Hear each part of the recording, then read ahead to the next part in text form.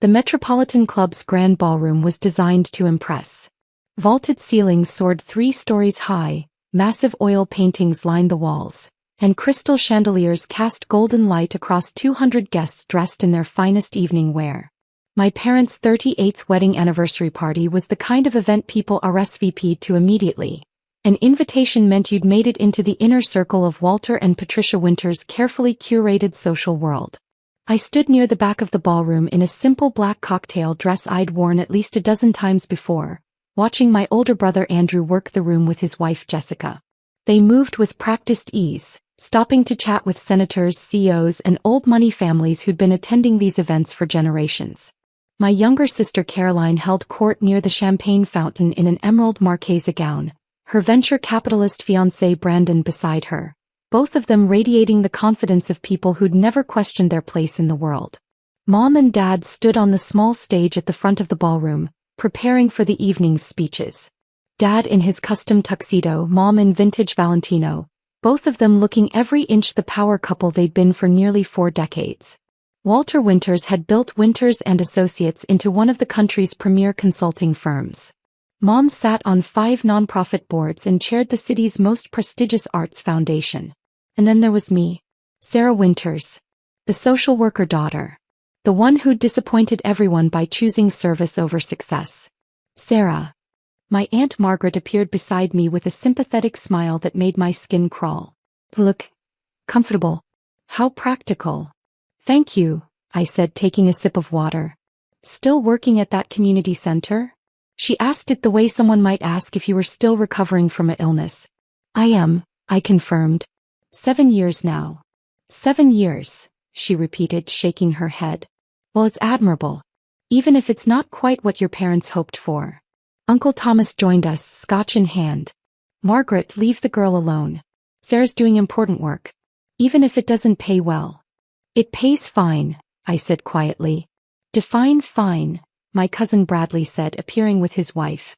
Because I looked up average social worker salaries. You're making what, 40,000? 50? That's barely above the poverty line. I manage, I said. Barely, Bradley's wife Amanda added. I saw your apartment last year when I was in your neighborhood. That building is practically condemned. It's in a working-class neighborhood, I corrected. There's a difference. A working-class neighborhood where people get their cars stolen, Uncle Thomas said. Your father tells me you don't even own a car. You take the bus to work. Public transportation is efficient, I said. Public transportation is for people who can't afford cars, Amanda said. Sarah, we all know you're trying to make some kind of point about living simply, but you're 32. Don't you think it's time to grow up? More family members drifted over, drawn by the conversation like sharks sensing blood in water. What are we discussing? My Aunt Carol asked. Sarah's career choices, Bradley said. Or lack thereof. Oh, Aunt Carol's expression shifted to practiced sympathy. Yes, such a shame. All that education wasted on social work. I have a master's degree in social work from Columbia, I said. The education isn't wasted. A Columbia degree working at a community center, my cousin David said, laughing. That's like buying a Ferrari to drive to the grocery store. Massive waste of resources. Some of us measure success differently, I said. Some of us can afford to. Andrew appeared, Jessica beside him. Look, Sarah, we get it. You want to help people. That's noble. But you could help people and still have a real career. You could work for a foundation that pays 6 figures. Consult for nonprofits at a high level. Instead, you're doing direct service work for poverty wages. Someone has to do direct service work, I said. Yes, Jessica agreed. But that someone doesn't have to be a Winters. We have a family reputation to maintain. The words hung in the air like smoke.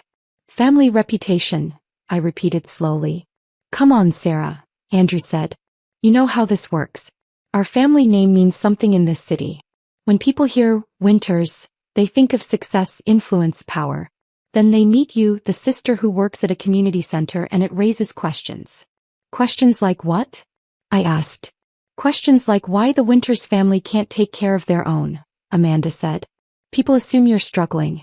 That you couldn't make it in the real world. That your family had to subsidize your charity work because you couldn't earn a living. They're not entirely wrong, Bradley added. Your parents have been supplementing your income for years. Everyone knows it. I almost told them.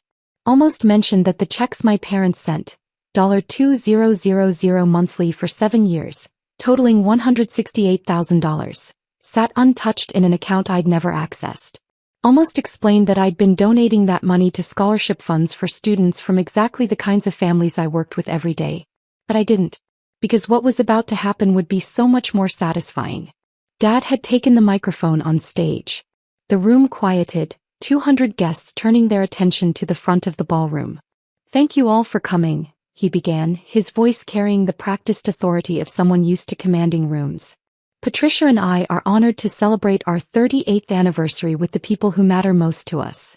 Applause rippled through the crowd. 38 years of marriage, he continued. 3 children. A successful business. More blessings than we could possibly count. Patricia and I have built a life we're incredibly proud of. He paused and I saw him glance toward where I stood at the back of the room. Of course, not everything has gone exactly as planned, he said, and something in his tone made my stomach tighten.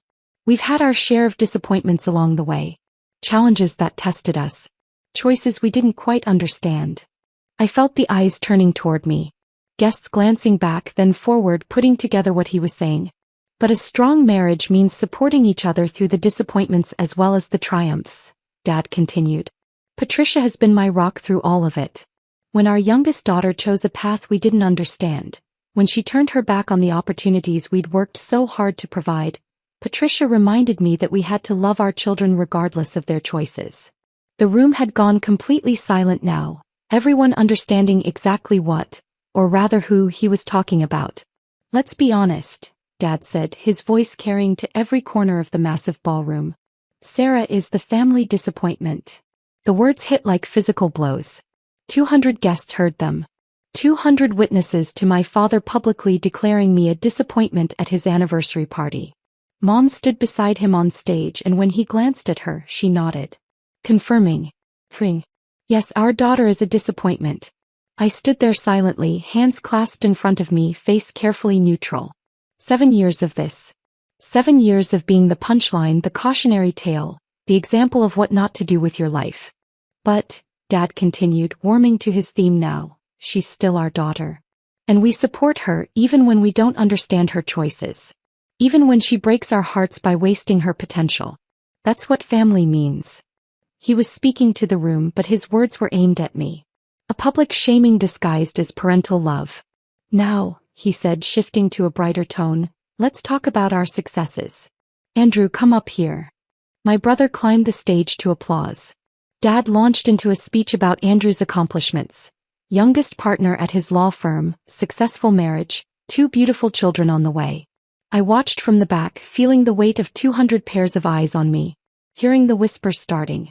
Did he really just call his daughter a disappointment? In front of everyone. How embarrassing for her. How embarrassing for them, you mean? Having a daughter who's basically failed at life. That's when I saw him enter. Governor Richard Martinez walked into the ballroom flanked by 4 state police security officers. He was impossible to miss. 6 months away from a presidential run, his face on every news channel and political magazine. Half the guests in this room had donated to his campaigns. The whispers shifted immediately. Is that the governor? What's he doing here? I didn't know he was coming. Dad had stopped his speech, confused by the interruption. Security was approaching the stage, speaking with the event coordinator. The governor scanned the ballroom, and when his eyes found me at the back, he smiled. Then he started walking. Directly toward me. His security detail fanning out around him. The crowd parted like water. I stood perfectly still, watching him approach. We'd met 4 times before. Twice at the hospital initiative meetings, once at the funding announcement, and once at a private dinner to discuss implementation. But those had all been closed-door events, not public spectacles with 200 witnesses. Ms. Winters, the governor said, stopping in front of me. His voice carried in the sudden silence. I apologize for interrupting your parents' celebration, but when my office told me you'd be here, I had to stop by. I wanted to personally thank you. Every eye in the ballroom was fixed on us now. Thank me, I said calmly, though my heart was racing. For your extraordinary generosity, he said. Your $500 million donation to the Children's Hospital Initiative is the largest private contribution to healthcare in our state's history. The hospital system you've funded will serve over 50,000 children annually. You've literally changed thousands of lives. The silence that followed was so complete I could hear champagne bubbles bursting in glasses nearby. $500 million? Someone whispered. The governor continued, his voice clear and carrying. Ms. Winters, your foundation's work in this state has been transformational. The children's hospitals, the education initiatives, the housing programs, you've invested over $1.2 billion in underserved communities. Your impact cannot be overstated. Up on stage, Dad's speech cards slipped from his hands, scattering across the floor. Additionally, the governor said, pulling a folder from his jacket, I wanted to deliver this personally. The president has nominated you for the Presidential Medal of Freedom for your humanitarian work. As someone who's watched your foundation's growth over the past 7 years, I was honored to write one of the recommendation letters. He handed me the folder. I opened it to see official White House letterhead. The ceremony is in 6 weeks, he said. I hope you'll accept. The country needs more people like you, people who use their resources to actually improve lives rather than just accumulating wealth. My hands shook slightly as I held the folder. Thank you, Governor, I managed. This is unexpected. You're too modest, he said warmly. The Winters Foundation is doing work that should have been done decades ago. You saw gaps in our social safety net and you filled them. Not with half measures or performative charity, but with real, sustainable solutions backed by serious capital. He turned to address the room, his politician's instinct to make a moment out of this. Ladies and gentlemen, he said, his voice projecting to every corner of the ballroom. I know I'm crashing this anniversary party, but I couldn't pass up the opportunity to recognize someone truly remarkable. Miss Sarah Winters has donated over $1.2 billion to charitable causes in our state alone. Her foundation operates in 17 states, has created over 30,000 jobs, and provides services to more than 200,000 people annually. The number seemed to echo in the stunned silence. She's funded 12 children's hospitals, 43 schools, and 67 community centers. She's built affordable housing for 8,000 families. She's provided scholarships for over 5,000 students. And she's done it all with zero publicity, zero fanfare, zero credit seeking. I only found out she was the Winters Foundation's sole donor because I demanded to meet the person behind such transformational work. He turned back to me. You tried to stay anonymous. But work this important deserves recognition. You're an American hero, Ms. Winters. Don't let anyone tell you otherwise. The governor shook my hand, then nodded to his security team. As quickly as he'd arrived, he was gone, leaving behind a ballroom full of people trying to process what they'd just witnessed. I looked up at the stage. At Dad, frozen beside the microphone, his face pale. At Mom, one hand pressed to her chest. At Andrew standing beside them, mouth open in shock. The silence stretched for what felt like an eternity. Then my Aunt Margaret spoke, her voice carrying in the quiet. Did he say $1.2 billion? With AB, Uncle Thomas confirmed, sounding dazed. Sarah is the Winters Foundation? Aunt Carol whispered. The Winters Foundation that built the new children's hospital downtown? And 43 schools, Bradley added, his earlier smugness completely evaporated. And housing for 8,000 families. Caroline had pushed through the crowd to reach me, her emerald gown swishing. Sarah, is this real? You run a $1 billion foundation. I founded it, I said quietly. 7 years ago with money from Grandmother Winters' trust fund. Grandmother's trust fund was $2 million, Andrew said from the stage, finding his voice. You turned $2 million into over $1 billion? The foundation's current endowment is $3.7 billion, I corrected. We've donated $1.2 billion to date. The rest is invested to ensure long-term sustainability. $3.7 billion, Dad repeated faintly. How? Mom's voice cracked. How is this possible? I walked toward the stage and the crowd parted to let me through. I climbed the steps, standing in front of my parents for the first time in this very public setting. Grandmother left me $2 million, I said, speaking to them but knowing the entire room was listening. She said it was because I was the only one in the family who understood that money is a tool, not a trophy. I invested it aggressively in undervalued markets, particularly in emerging technology and sustainable development. You invested in tech? Andrew asked. Early-stage startups that are now worth billions, I confirmed. I turned $2 million into $500 million in 3 years. Then I started the foundation. For the past 4 years, I've been systematically donating the investment returns while the principal continues to grow. But you work at a community center, Mom said weakly. The Southeast Community Center is one of 67 centers the Winters Foundation built and operates, I said. I work there because I believe in understanding the impact of our programs from the ground level. I spend 2 days a week doing direct service work, counseling, family support, program development. The other 5 days I run the foundation. 5 days? Caroline said. You work 7 days a week? The foundation operates across 17 states, I said. It requires constant oversight. But yes, I take Sundays off. Usually. The apartment, Amanda said, still trying to make sense of this. The building we thought was practically condemned. I own that building, I said. And the 3 buildings next to it. We purchased them 5 years ago, renovated them into affordable housing, and I live in one unit because I believe in living in the communities we serve. My neighbors are families using our programs. Their children attend our after-school programs. Their parents use our job training services. I see the impact of our work every single day. You live in low-income housing, Uncle Thomas said slowly. By choice. I live where I'm needed, I corrected. And my apartment is perfectly comfortable. 3 bedrooms, updated kitchen, good security. Just because it's in a working-class neighborhood doesn't mean it's a slum. Dad had slowly lowered himself into a chair on the stage, looking like he might pass out. Sarah, why didn't you tell us? I tried, I said, and my voice was steady despite the emotion churning inside. 7 years ago I told you I was starting a foundation focused on systemic poverty reduction. Remember what you said? He closed his eyes. You said I was wasting grandmother's money on feel-good charity work that wouldn't make a real difference, I continued. You told me to invest the money properly. Let you manage it.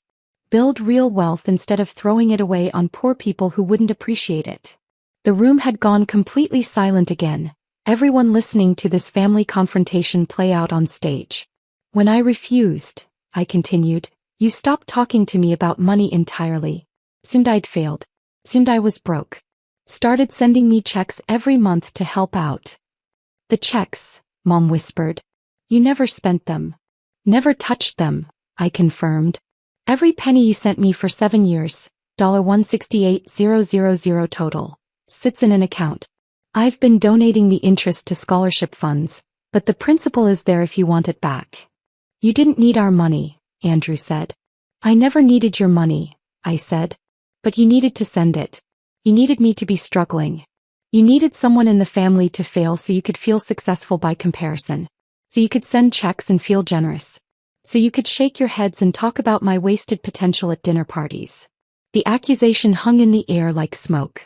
The family disappointment, I said, looking directly at my father. That's what you called me. In front of 200 people. Without knowing anything about my actual life or my actual work. You decided I was a disappointment because I didn't follow your definition of success. Sarah, he said, his voice breaking. I didn't know. You didn't ask, I interrupted. 7 years, Dad. 7 years of seeing me maybe once a month at family dinners. 7 years of never asking about my work beyond, still at the community center? 7 years of assuming, judging, and dismissing me, while I was building something that's helped hundreds of thousands of people. The Presidential Medal of Freedom, Mom said faintly. You're getting the Presidential Medal of Freedom. Nominated, I corrected. It's not confirmed yet. The President of the United States thinks you deserve the nation's highest civilian honor, Caroline said. Sarah, that's extraordinary. It's just recognition, I said. The work is what matters. The families we've housed. The children we've educated. The communities we've revitalized. That's what actually counts. Governor Martinez's security had left behind a state police officer who now approached the stage. Ms. Winters, the governor wanted me to give you this. He handed me a business card. His private number. He said to call him directly about the rural healthcare initiative you've been developing. Thank you, I said, taking the card. After the officer left, Uncle Thomas spoke up from the crowd. The rural healthcare initiative. Is that the one I've been reading about in the news? The billion-dollar program to put clinics in underserved areas. 1.3 billion actually, I said. We're partnering with the state to build 47 rural health clinics over the next 5 years. It'll provide healthcare access to over 300,000 people who currently have to drive 2 or more hours to see a doctor. $1.3 billion, he repeated. Sarah, do you understand what you've built? What you've accomplished? I understand. I saw problems and had resources to address them, I said. That's all. I'm not special. I just happened to be in a position to help, so I did. You're incredibly special, Aunt Margaret said, and for the first time in my memory she sounded sincere. We've all been so blind. So stupidly blind. Not blind, I corrected gently. You just saw what you expected to see. I dress simply, live modestly, work in low-income communities. You assumed that meant I was poor. That I'd failed. That I needed your pity. When actually you're worth billions, Bradley said. The foundation is worth billions, I corrected. I take a salary of $90,000 annually. Everything else goes to programs. I live simply because I believe in the mission. Every dollar I don't spend on designer clothes or luxury cars is a dollar that can fund scholarships or build housing or provide health care. That's remarkable, Jessica said quietly. That level of commitment. That sacrifice. It's not sacrifice, I said. It's choice. I don't feel deprived. I feel fulfilled. I go to sleep every night knowing that my work is making a tangible difference in people's lives. That's worth more than any amount of money. Dad had been silent through all of this, tears streaming down his face. Now he stood walking toward me. Sarah, he said, his voice shaking. I've been a fool. A complete, utter fool. I called you a disappointment. In front of everyone. When you're extraordinary. You're everything I should have seen and celebrated. Yes, I agreed. You should have. Can you forgive me? He asked. I looked at him for a long moment. At the genuine remorse on his face. At the tears. At the recognition of just how badly he'd misjudged me. Eventually, I said. But not tonight. Tonight the damage is too fresh. The humiliation is too raw. You called me a disappointment in front of 200 people, Dad. That's not something I can just forgive in a moment. I understand, he said. I don't deserve forgiveness. Maybe not, I agreed. But I believe people can change. That relationships can heal. So eventually, yes, we can work on this. But it will take time. And it will require you to actually see me instead of the version of me that fits your narrative. I want to see you, he said. The real you. I want to understand your work, your life, your choices. All of it. Hey, I said. But not tonight. Tonight, this is your anniversary party. You and Mom have 38 years of marriage to celebrate. That's real. That's valuable. Let's try to honor that despite everything else. Mom had joined us on stage, mascara streaking down her face. Sarah, I'm so sorry. For all of it. For not seeing you. For not believing in you. For letting your father say those horrible things. I know, I said. We'll deal with it. Later. Tomorrow maybe. Or next week. But for now, let's just try to get through the rest of this party. How? Andrew asked, gesturing to the shocked crowd. After everything that just happened? By focusing on what actually matters, I said. Mom and Dad's marriage. Their genuine love for each other.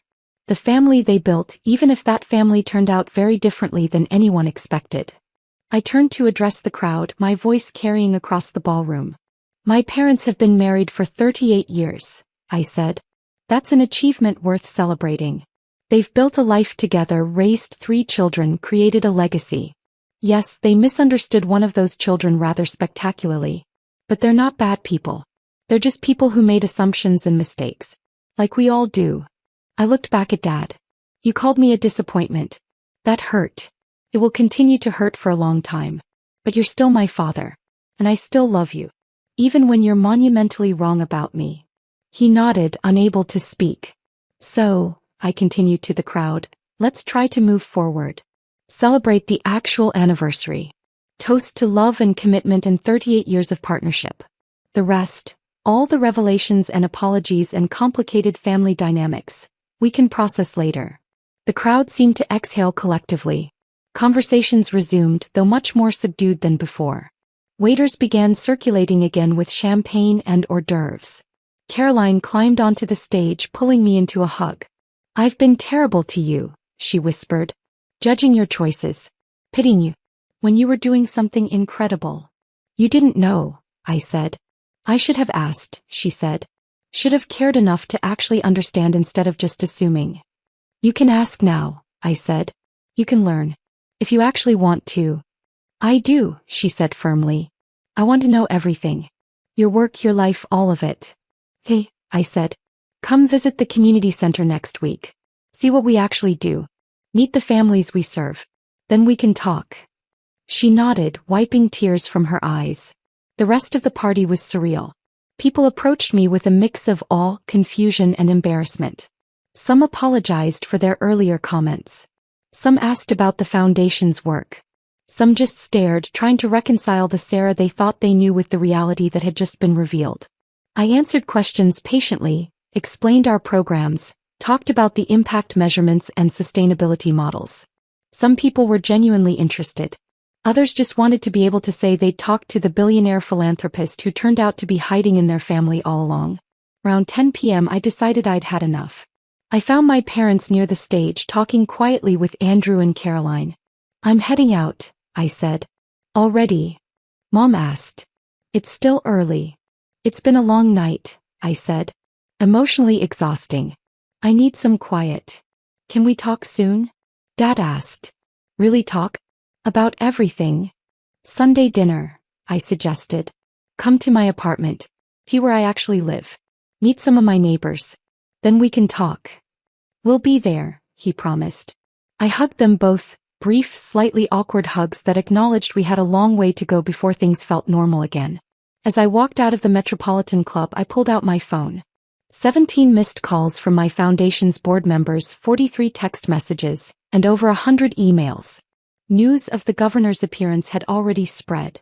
The foundation's anonymity was officially over. Tomorrow would be chaos. Media requests, donor inquiries, partnership proposals, the whole infrastructure of public philanthropy that I'd been avoiding for 7 years.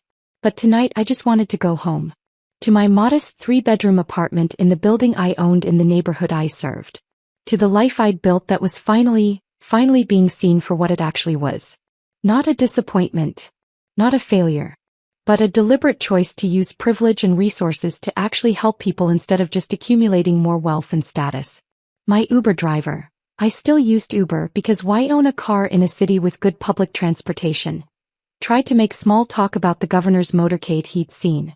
I smiled and nodded, not ready to explain that the governor had been coming to see me. That would be tomorrow's conversation. Tonight I was just tired. Tired but fulfilled. Because regardless of what my family thought, regardless of whether they ever truly understood, I knew my work mattered. And that was enough.